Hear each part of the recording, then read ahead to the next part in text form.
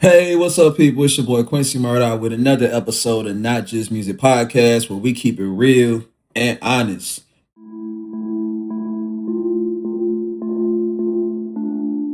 Hey, quick question.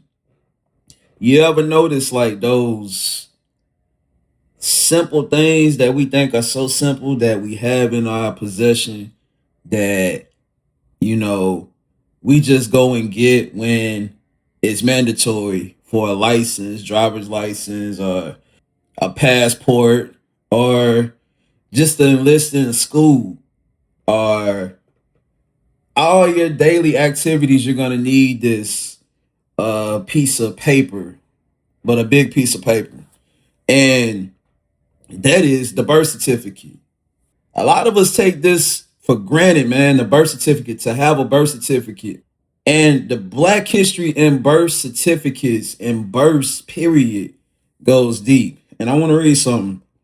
Birth certificates have a complicated history in relations to Black Americans, serving both as denial of identity and pathway to rights, particular in the Jim Crow South.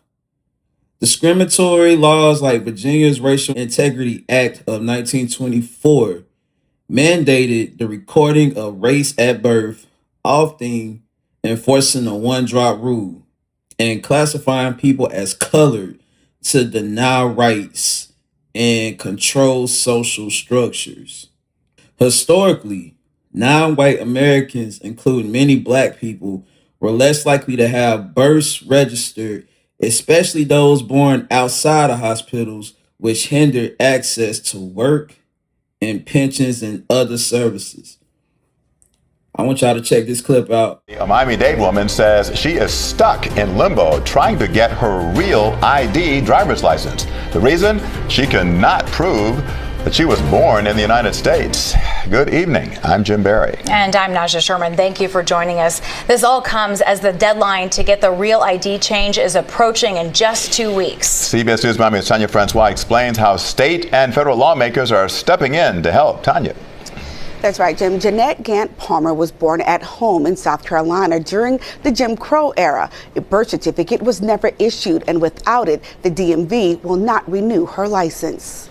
Jeanette Gant Palmer was born in Aiken County, South Carolina, back in February of 1949. 76 years blessed. But this retired postal worker has called Miami home for 55 years. My car is paid for, my house is paid for, I'm going to drive. She's had several Florida driver's licenses in the past, showing us her latest two. On the day before her birthday, she went to renew it and hit a roadblock. After waiting 2 hours in the line, I said, I'd like to renew my driver's license. Oh no, we need this and we need that. For what? What reason? I never had it before. Gant Palmer needed her birth certificate or passport to prove her identity. It's part of the new Real ID program that takes effect next month. Gant Palmer has neither. She says she's been trying to get her birth certificate her whole life. Back in those days, we were born at home. You didn't know about going to no hospital. The lady came to your house to help your mom have the baby. For 42 years, she worked at the post office. She also drove school buses with a valid license. So how were you able to get a driver's license to begin with? Begin with. That's what I asked the driver's license place. Gant Palmer says she went to the DMV with every document she has, trying to verify her legal existence, including her Social Security card. She also has this letter from the state of South Carolina saying they've searched through decades of records and there's no proof of her birth. I called the Aiken County, South Carolina Office of Vital Statistics. They said they can get Gant Palmer a delayed birth certificate, but it's a lengthy process. It involves her getting her school records from way back in the 1950s. They say she can also get a court order from a judge. So my aunt is also my constituent. Florida State Representative Ashley Gant is Gant Palmer's niece. She stepped in trying to help. I was able to get an extension for 90 days. I'm probably going to reach out to a House member that I met who serves in South Carolina. So what are you going to do? I don't know. God's going to work it out, though.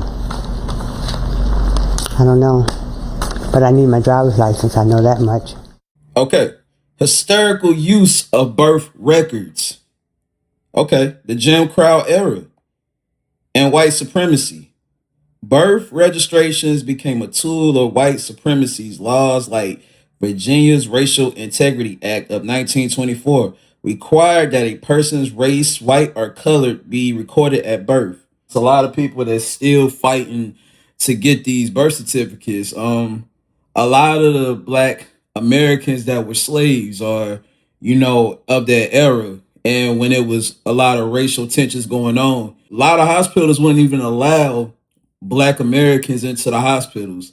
So what happened was you had a lot of black families having babies at home, and these births weren't recorded.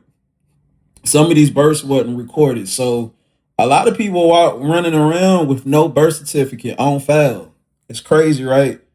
Okay, so it says the Jim Crow era was a period of American history from the late 19th century to mid 20th century, when racial segregation and discrimination against African Americans were enforced through state and local laws known as Jim Crow laws. These laws mandated segregation in virtually all aspects of public and private life, relegating black people to second-class citizenship and reinforcing white supremacy.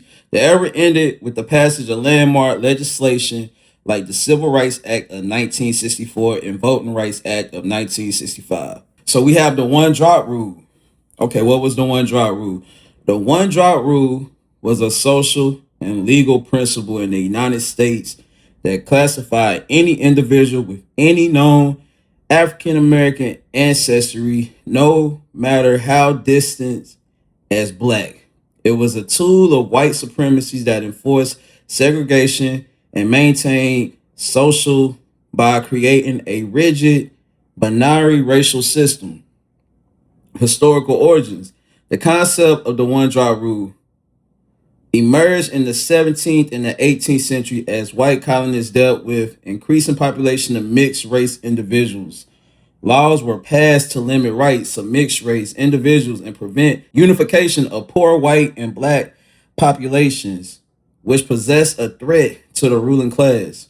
The rule also served to expand the number of enslaved people and their descendants, as a mixed race child born to an enslaved mother was automatically considered enslaved. During the Jim Crow era, the rule became a driving force behind legal segregation, with 9 southern states adopting one drop statutes between 1910 and 1930. The most infamous of these were Virginia's Racial Integrity Act of 1924, championed by white supremacist Walter Ashby Plecker. What's going on? It's your boy Duan Barino from Not Just Music Podcast. I have a very special offer for you guys via morelabs.com. If you're that type of person who loves to drink coffee, but you don't want to always drink coffee, or if you're the type of person that doesn't drink coffee at all, but needs a very much needed boost in the morning, we have something for you. Morning Recovery Supplement. It is very, very useful. It is very, very highly effective. Also, if you're the type of person that, you got drunk the night before and you wake up in the morning, you had a hangover, guess what? It works for you too. All right.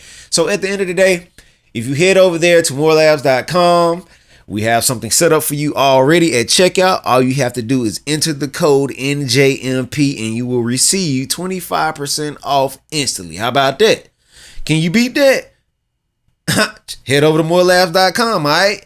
Peace. Okay, so what impact does this have? Me reading all this, what impact does this have on Black Americans? To this day, people are still going through this. So the impact that this has of not having a birth certificate from mainly Black African Americans. The rule denied multiracial individuals the right to claim a mixed heritage, forced them into a single racial identity, and creating a larger Black population. This also led to phenomenon of passing, where light-skinned Black individuals could try to live as white to access greater opportunities. Sound like that's still going on today, huh? light skin advantages, though this came at the cost of serving all family ties to Black community. Legal challenges and legacy. The one drop rule was legally dismantled through the civil rights movement, with key Supreme Court ruling like Loving versus Virginia, 1967, striking down laws that enforce racial classifications. Okay, in the 1980s, a Louisiana law that still defined a person as Black based on having a trace of Black ancestries was finally overturned. Today, while the one drop rule is no longer legally enforced, its legacy continues to influence perceptions of race and has shaped Black Americans. And then I want to read, a birth certificate itself cannot deny rights, as it's a document confirming identity and citizenship. However, issues can arise from disputes over its validity or interpretation of bright right citizenship, which grants citizens to the most individuals born in the U.S. Misinformation and legislative efforts such as potential changes to the definition of subject to jurisdiction for birthright citizenship could lead to attempts to deny rights based on birth certificate status. Through legal basis for such actions is continuously. And then I want to read, how does birth certificates relate to rights? Like I started out saying, this piece of paper, this document is important for you to just exist in America, to be able to live in America. You need this. Birth certificates are big. So how birth certificates relate to rights? Proof of identity and citizenship. A birth certificate is an official legal document that establishes a person's identity and can prove their citizenship and right to live in the U.S. Basis for rights. The birth certificate serves as evidence for applying for essential services and documents such as passport, driver's license, and other benefits, which are connected to rights like freedom of movement and public services. Potential of denial of rights. This is, why some might be denied or were denied. Disputes over validity. A birth certificate could be challenged as fraudulent or incorrect, which might lead to a denial of services or rights until the issue is resolved. Misinterpretation or misinformation. Some individuals or groups may spread misinformation about birthright citizenship, attempting to deny rights based on misunderstanding how it works or who is considered subject to U.S. jurisdiction. Legislative challenges. There are efforts and proposals like the Birthright Citizenship Act of 2025. Now, this is important because this was just established by the government, and a lot of people are, those that didn't have birth certificates, they are dealing with the repercussions of this law right here. So I want to read. These are efforts and proposals. There are efforts and proposals like Birthright Citizenship Act of 2025 to redefine the terms under which birthright citizenship is granted, which could potentially change how birth certificates are viewed and what rights are conferred to individuals born. As we know, the birth certificate is an important piece of paper, a document.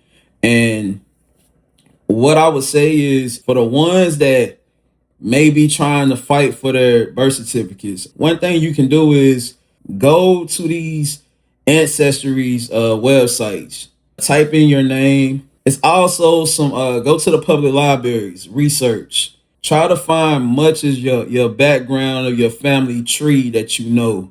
Connect to people. Find out things. The internet is crucial. The library is crucial.